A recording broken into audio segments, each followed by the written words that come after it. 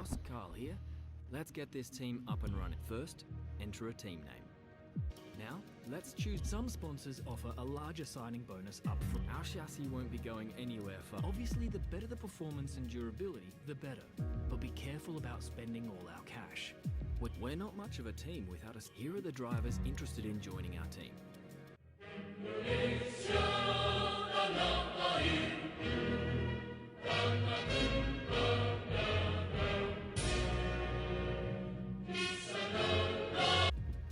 Looks like we can afford this power unit supplier and teammate.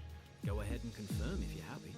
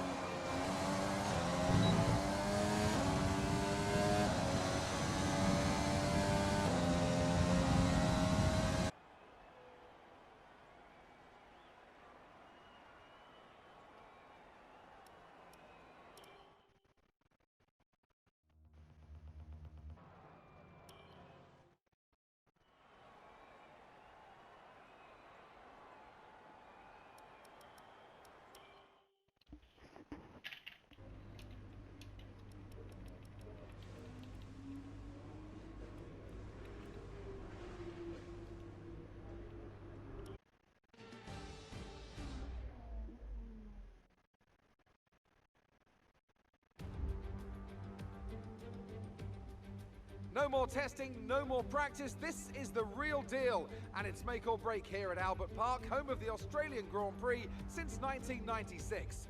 And home to round one of this year's Formula One World Championship. Just south of Melbourne's downtown business centre is the one and only Albert Park circuit. 3.3 miles of public roads, closed for the weekend of course, make for a bumpy circuit with little undulation. There are 16 corners around the lake and a couple of good passing opportunities here as well, thanks in part to the DRS zones into turns 1, 3 and 13. Can Mercedes start with victory in their bid to win a 7th consecutive Constructors' title? Could Ferrari or Red Bull establish an advantage early on? And with 22 cars on the grid, how quickly can the new team find their footing? Well, it's great to be back, Anthony Davidson. We've got a lot to talk about this year. That's right, Crofty. It felt like a long winter, but it's good to finally be back. I have to think the usual suspects will battle it out at the front, but there are always going to be some teething problems early on in the season, so whoever can keep on top of their issues will have the advantage today. As I mentioned earlier, we're up to 11 teams this season, with a new entry run by, well, of all things, an owner-driver. That's something we haven't seen in this sport since Hector Raback over 4 decades ago. So how are they looking so far? It's hard to imagine how a small operation like that could survive in the ruthless world of Formula One, and yet here they are, first ever race looking surprisingly strong. But there are no points for qualifying. Let's see how they fare in the Grand Prix proper.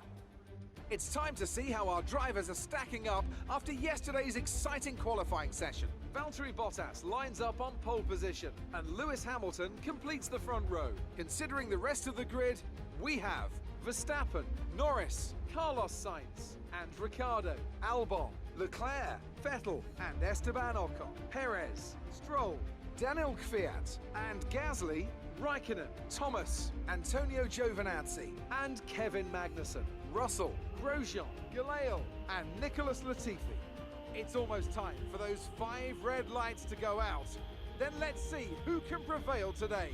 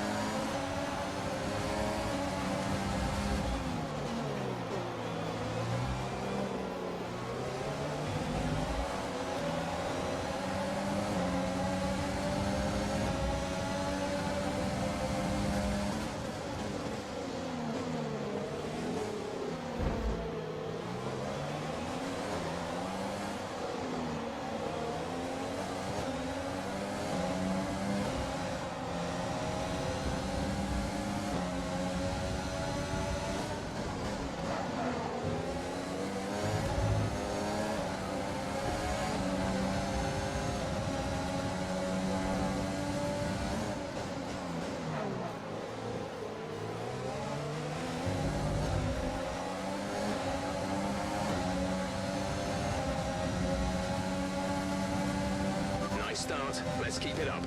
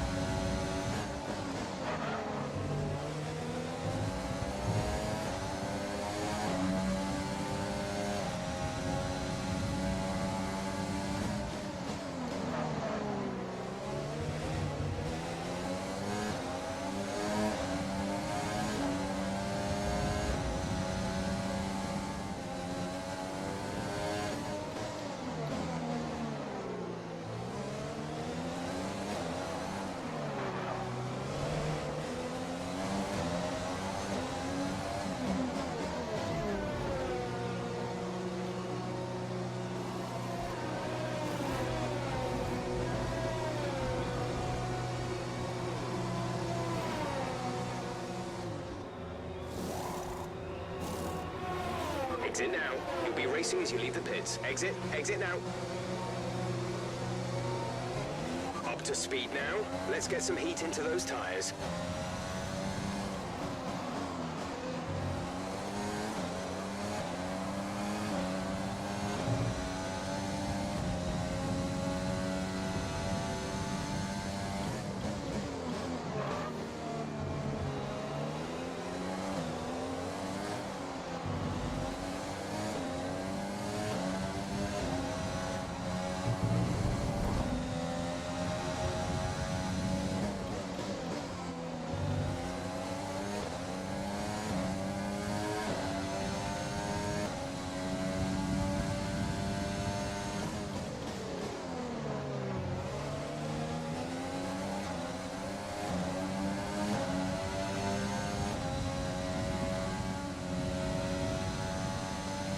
Yellow flag.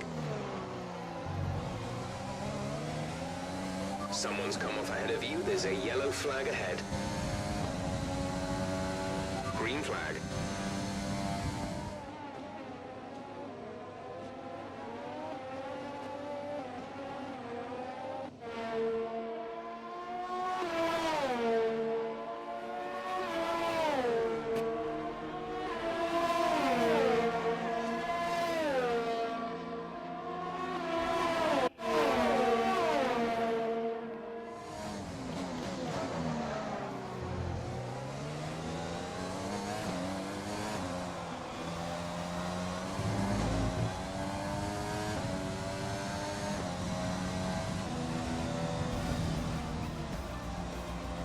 Okay, pick up rubber and bring it home.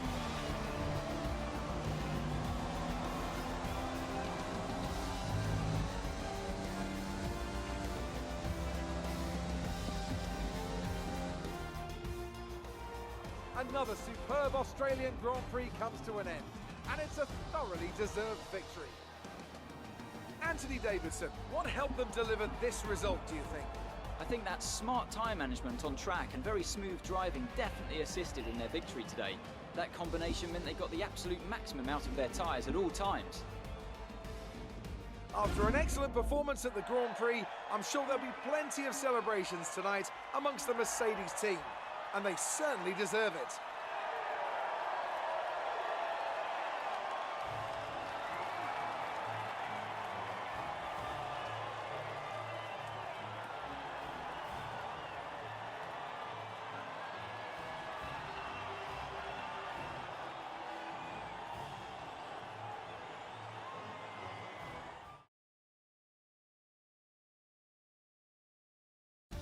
Let's see how the driver standings have changed.